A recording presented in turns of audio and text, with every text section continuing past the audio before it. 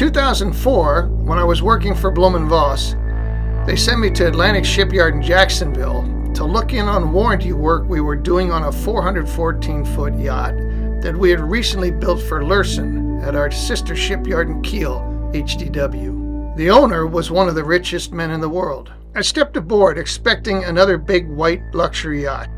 What I found was something else entirely. She was unlike any other yacht I had seen, and this owner's imagination had opened the door to a new generation of yacht design, construction, and ultimately to the vision of what an expedition yacht's mission could be. In episode 2 of our Ocean Voyagers series, we will look at the yacht this Microsoft co-founder built, which was and still is one of the most remarkable private vessels of his generation, and how he used her to find warships of a forgotten war on the bottom of the sea. This is Paul Allen's Ocean Voyager story. He co-founded Microsoft when he was 22 years old and walked away from the day-to-day a decade later. He spent 3 decades giving the fortune away through a holding company called Vulcan. He commissioned a 414-foot vessel that for nearly 15 years was the most talked about private yacht in the world. And he used her to find the USS Indianapolis, the battleship Musashi, the belle of HMS Hood, and more than 20 other warships lost to the deep, and at 65, he was gone. Born January 21st, 1953 in Seattle, Washington. His father a librarian at the University of Washington, his mother a teacher. He grew up in a household of books. At Lakeside School, he met a younger boy named Bill Gates. They spent their teenage years on the school's mainframe terminal, the only one in the city, writing code for a future neither of them could quite see yet. By 1975, they had founded a company called Microsoft. In 1982, at 29 years old, he left Microsoft. He kept his stock.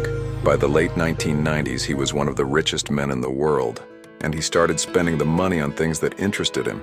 3 professional sports teams, a film studio, a brain institute, a guitar collection that became a museum. 1999, Paul Allen approaches the Espin design office in Monaco with a brief that no one had written before. He wanted a vessel that could go anywhere on the planet, that could carry a submarine, 2 helicopters, a recording studio, a basketball court. He took the brief to Lursen in Bremen. When she launched in 2003, she was 414 feet on deck, 8 MTU diesel-electric engines making 19 knots flat out, 17 at cruise, 12,500 nautical miles on a single fuel load, 63 crew, 2 helicopters and a covered hangar aft, a submarine garage forward holding a 10-person pagu inside her, a glass-floored observation lounge looking down at the waterline, an indoor swimming pool, a basketball court that doubled as a second helipad, and a fully equipped recording studio on B-deck finished to the standard of Abbey Road. Allen called it Octo Studio. Paul Allen took delivery in 2003 and went to sea. For 10 years, Octopus was the most photographed private yacht on the planet. She showed up at Cannes during the film festival, at Monaco during the Grand Prix, at St. Barth's over New Year's. Mick Jagger spent New Year's aboard. So did Bono. Dave Stewart of the Eurythmics produced an album in the Octa studio, Allen sitting in on rhythm. Allen himself was a serious guitarist. He had played in a band called Grown Men in college. He had jammed with Eric Clapton and Bono and Mick Jagger.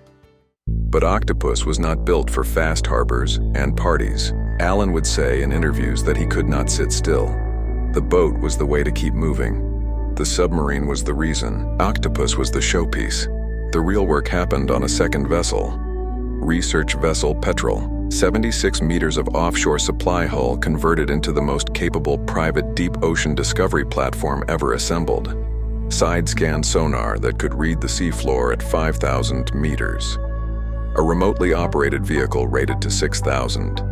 A crew of ocean scientists, sonar operators, and historians. What Allen wanted to find were the warships of the Pacific War. The carriers and battleships and cruisers sunk between 1941 and 1945, not as treasure, as memorial. August 2017. The North Pacific. 5,500 meters down the cruiser USS Indianapolis The ship that had delivered the components of the Hiroshima bomb, then been sunk on her way home by a Japanese submarine, was found by Allen's team in 22 minutes of search time after 72 years, more than 20 warships in total. The aircraft carrier Lexington, the carrier Hornet, the destroyer Artillery, the bell of HMS Hood recovered and restored, presented to the Royal Navy in a ceremony at Portsmouth.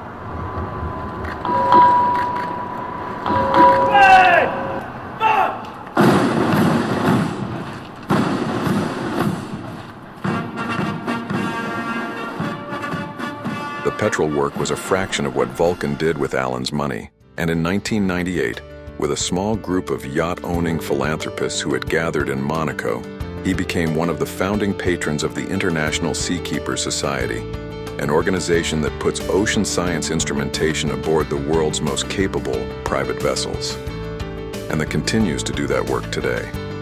He pledged the majority of his remaining fortune to charity in his will. He died at his home in Seattle on the 15th of October, 2018. He was 65 years old. Octopus was sold the following year. Petrel was purchased by the United States Navy to survey sensitive underwater cables and infrastructure. The wreck hunting work continues under other operators, with other vessels, on the search patterns Allen's team established. But for a single decade and a half, there was a boat that could go anywhere on the planet, with a recording studio and a basketball court and a submarine, owned by a man who used her to give the warships of the Pacific their names back.